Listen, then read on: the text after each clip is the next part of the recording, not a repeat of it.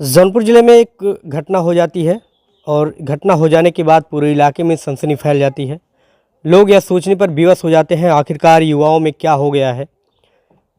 छोटी सी छोटी बातों पर आत्महत्या करने का प्रयास करते हैं और कर भी लेते हैं। इस समय मेरी मौजूदगी खुटान थाना क्षेत्र के गभीरन गांव में है। यहाँ एक 22 वर्षीय जो युवती है वो इंटर की छात्रा है और वो जो है इस समय उसका जो है परीक्षा हो रहा है। अभी परिजनों ने वैसे बताया, उनकी बहन ने बताया कि अभी 2 पेपर बाकी है और आज ये घटना हो जाती है। घर में ये घर है, इसी घर के ऊपर जो है वो ऊपर करकट आपको दिख रहा होगा, उसी करकट में वो आत्महत्या कर लेती है दुपट्टे के सहारे लगा करके। बता दें कि इस घर में केवल वो ही अकेले इस समय थी, क्योंकि उनकी बहन थी वो अपने घर पर चली गई थी और कल बता रही हैं कि पेपर था और वो आज जैसे ही सुबह घर पर आती हैं और आवाज़ लगाती हैं तो कुछ आवाज़ सुनाई नहीं देता है। उसके बाद ताला लगा हुआ होता है, वो खोल करके फिर ऊपर जाती हैं। जाने के बाद जब देखती हैं तो उनके पैरों तले से ज़मीन खिसक जाती है। उनकी बहन जो है होती है वो दुपट्टे के सहारे उसी पाइप में आत्महत्या कर लेती है। इसके बाद उनके पति रहते हैं। स्थानीय लोगों के द्वारा थाने पर सूचना दी जाती है। तमाम लोग यहाँ इकट्ठा होते हैं। पुलिस आती है, जांच पड़ताल करती है, शव को पोस्टमार्टम के लिए ले गई है। अभी कुछ कारण स्पष्ट नहीं हो पाया है कि किस वजह से आत्महत्या की है उन्होंने। बता दें कि ऋतु विश्वकर्मा जो इंटर की जो छात्रा हैं वो मुंबई रहती थी, परीक्षा देने के लिए गांव में आई हुई थी और परीक्षा अभी जो है 2 पेपर उनका बाकी था। और ये आपके गभीरन बाज़ार में समाजवादी इंटर कॉलेज है, उसी की वो छात्रा थी और कल पेपर था। अब क्या कारण हो सकता है इस आत्महत्या का, ये अभी जानना बाकी है। पुलिस जांच पड़ताल करेगी।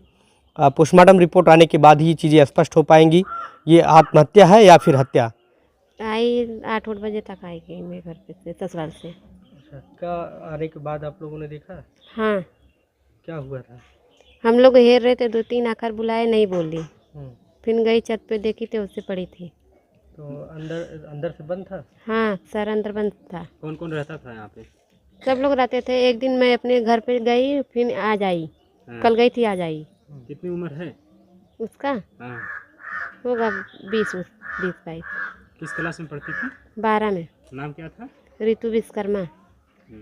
कौन कौन इस घर में रहता था आपके? खाली हम रहते थे, मेरी बहन थी यहाँ पे। अच्छा, तो कब वो आई थी परीक्षा देने के लिए? वो आई थी मार्च में। अच्छा, तो कहाँ रहती थी वो?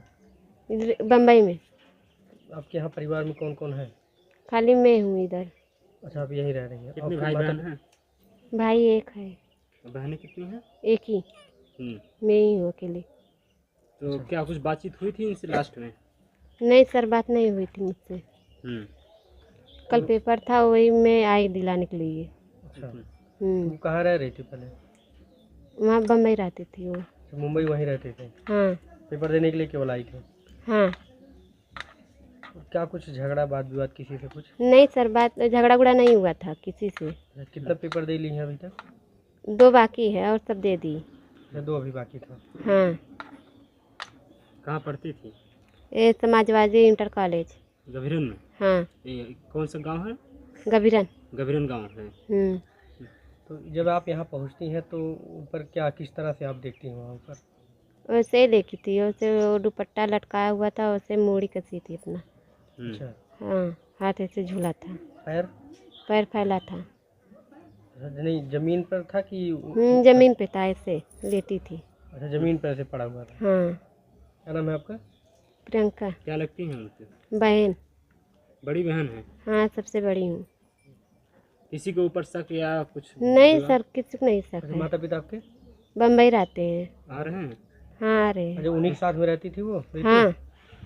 वहाँ पे किसी से बात विवाद या? नहीं सर, किसी से बात नहीं करती थी वो। इसमें मैं खुटान थाने पर मौजूद हूँ। आप एक दृश्य देख सकते हैं। इस 3 व्हीलर में एक लड़की जो लगभग 19 से 20 वर्ष की होगी, उसका शव इसमें रखा हुआ है। आज यह देख करके इतनी ग्लानि और इतनी पीड़ा हमको हुई है कि कुछ कह नहीं सकता मैं।